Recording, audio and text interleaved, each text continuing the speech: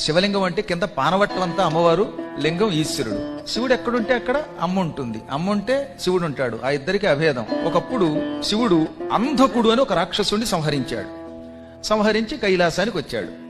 రాగానే మొత్తం అక్కడున్న ప్రమథ గణాలు, అమ్మవారి దగ్గర ఉన్న మాలిని వంటి గణాలు అందరూ కూడా శివుడికి మంగళహారతి పలికారు. పార్వతి చిరునవ్వు నవ్వుతూ శివుడి దగ్గరకు వచ్చి, ఏమండి ఈ జనమందరూ మీకు తెగ హారతి పడుతున్నారు, మీరు ఏమి చేశారండి అంది. అంధకుడనే ఒక భయంకర రాక్షసుడిని చీల్చి చెండాడాను అన్నాడు ఆయన. వాడిని చంపే ముందు ఏం చేశారండి అన్నది ఆవిడ. ఓహో, వాడిని కాలుతో తొక్కి చంపారు. ఏ కాలు? ఎడంకాలు. ఎడంకాలు ఎవరిదండి అంది ఆవిడ. అర్ధనారీశ్వరుడు కదా శివుడు, ఎడమకాలు ఎవరిది? అమ్మవారిది. ఎడంకాలుతో తొక్కి చంపారా, కాలు ఎవరిది అనగానే ఆయన ఒక క్షణం ఆగి చిరునవ్వు నవ్వి, ఎడంకాలు ఎవరిది? నీదే, నువ్వే కదా అన్నట్ట. మరి తొక్కి చంపింది నేనైతే ఈ వెర్రి జనం అంతా మీకు మంగళహారతి పడతారు ఏమిటండి అంది ఆవిడ. నేనేదో పుణ్యం చేసుకున్నాను, చంపేది నువ్వైనా, పనులు చేసేది నువ్వైనా, వంట చేసి పెట్టేది నువ్వైనా, పులిహోర పెట్టేది నువ్వైనా, కీర్తి నాకు వస్తుంది అన్నాడు. పుణ్యై, పుణ్యముల చేత యశః కీర్తి లభ్యతే వస్తుంది.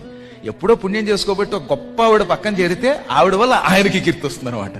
కాబట్టి పక్కనున్న కీర్తి అంతా అమ్మవారిది.